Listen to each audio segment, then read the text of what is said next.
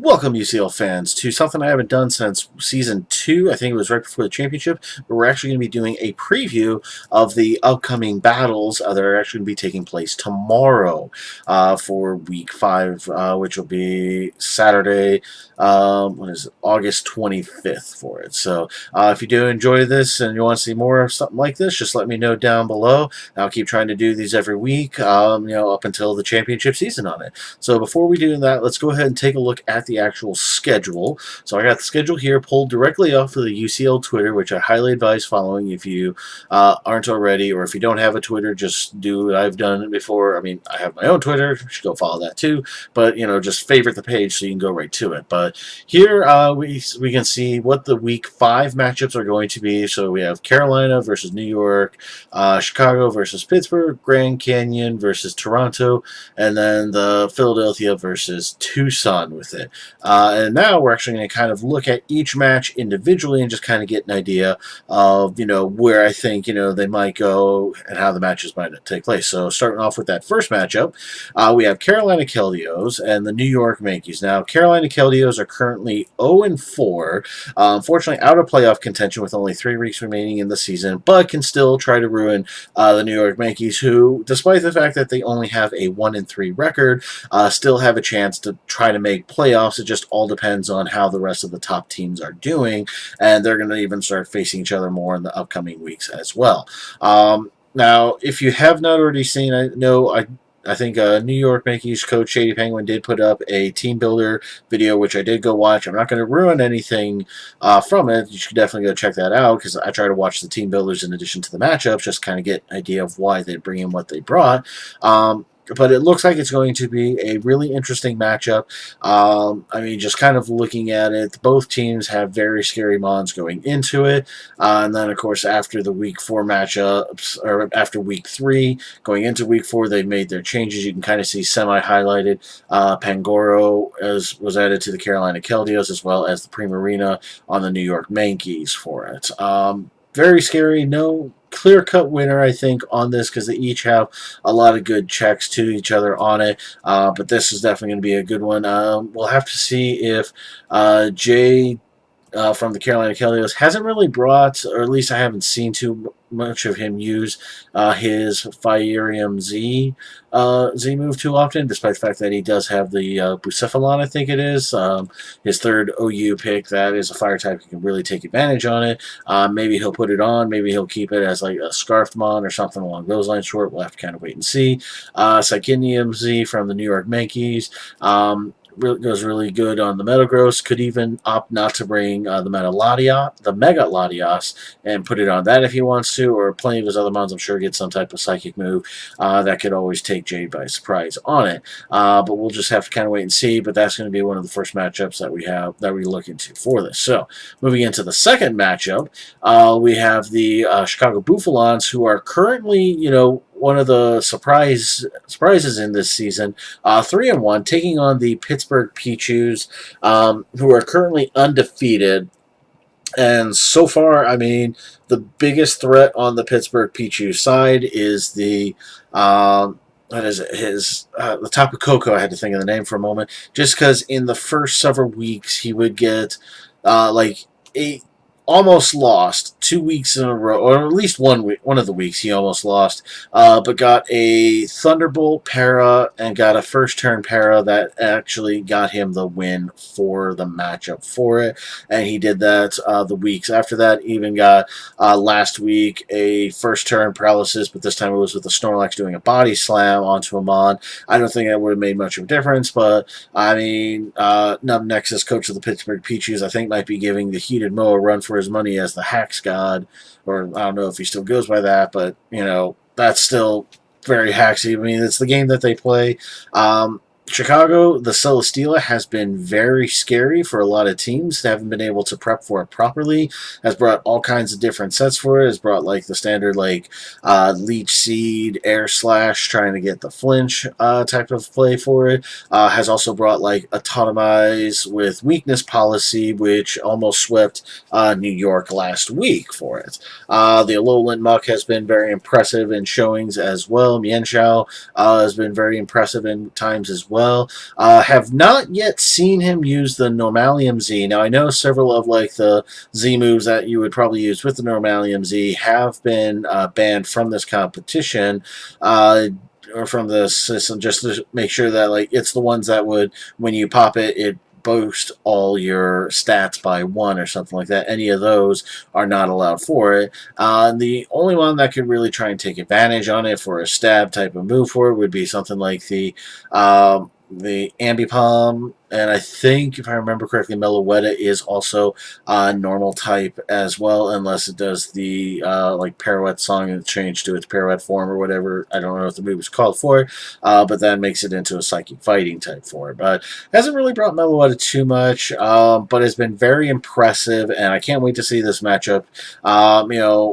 From someone who lives near the Chicagoland area, kind of pulling for Chicago on it, but I am biased and, can't wait to see this matchup because it's going to be a really great matchup nonetheless for it. Moving on into our third matchup that we have set up, we have the Grand Canyon Greninjas taking on the Toronto Tokakis. Now, Grand Canyon, just like the Carolina Helios, unfortunately out of playoff contention at the moment. Toronto Tokakis are in a real strong showing, currently 3-1.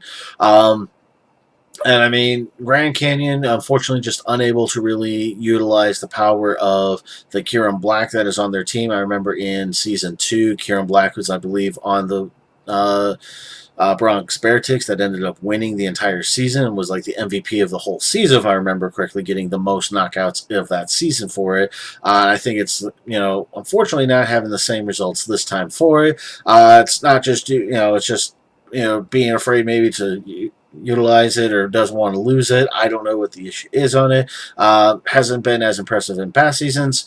Not necessarily about not necessarily a trainer. It's just, maybe just bad matchups because there's obviously a lot more Mons than there were in Season 2 with the inclusion of all the Gen 7 Mons plus Alolan Mons going into it. Tapu Fini also can be pretty scary. Has the Icinium Z, which can be used for either like whatever the big ice move is for it, but it's more likely been used most of the time as Z Haze, which will obviously eliminate stat changes from the opponent's Mon and put whatever Mon that used it back up to full HP, which is pretty nice on it. Toronto Tokakis has the Muninium Z, which has yet to actually bring it. Don't know if we'll ever bring it this season. I mean, it could be like, last week, right before, the playoffs will begin. Maybe we'll bring it just for fun if he already has it guaranteed in there and just wants to have a fun matchup with it. But the Charizard X has been very impressive. I'm pretty sure I have to double check all my notes for this, which I'll do later on, but I'm pretty sure the Charizard X has gotten the most knockouts for the Toronto Tokakis so far. Not many people have been able to take down the Milotic, which has been really impressive.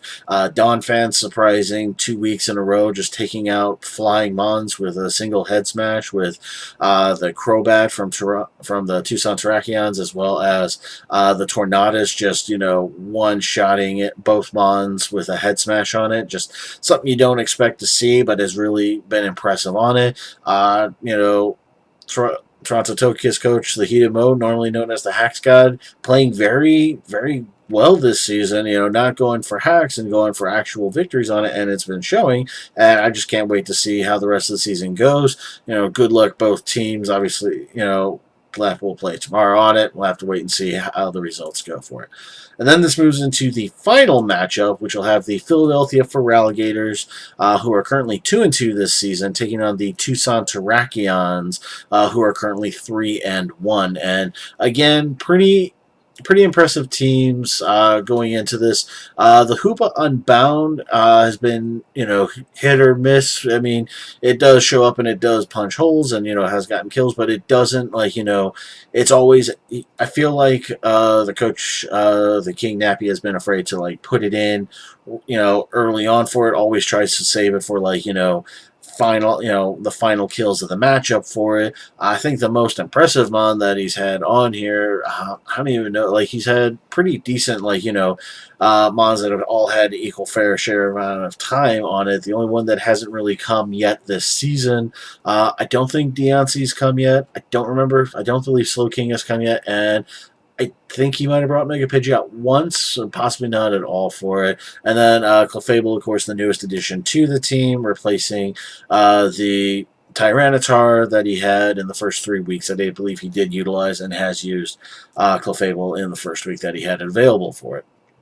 Philadelphia, I mean, it looks impressive because he has the three swords of justice. Elected not to get a elected not to change out his roster for the season. A lot of people were like kind of making a joke that he should have dropped, I don't know what tier it's in, but drop him on to get the Keldeo so that way he completes the entire thing on it. Apparently he's joked with Nappy saying that he was going to bring all three swords of justice. Of course, coach of the Philadelphia Alligators, PK Sparks, saying that he was going to bring all three of them to this matchup. Very unlikely considering that, he has a lot of answers for it. I mean, I'm sure a lot of them could deal with that, but we'll just have to wait and see. Has been very impressive bringing, I think the Gators have been probably the most impressive with their NU picks, bringing the Scrafty, the Garbodor, and even last 2 weeks have brought the I forget the name, the fire starter that he picked on it. He has the Fightinium Z. I don't think he's utilized it once yet this season, but you never know. He could always bring it to really impress, and shock some people on it.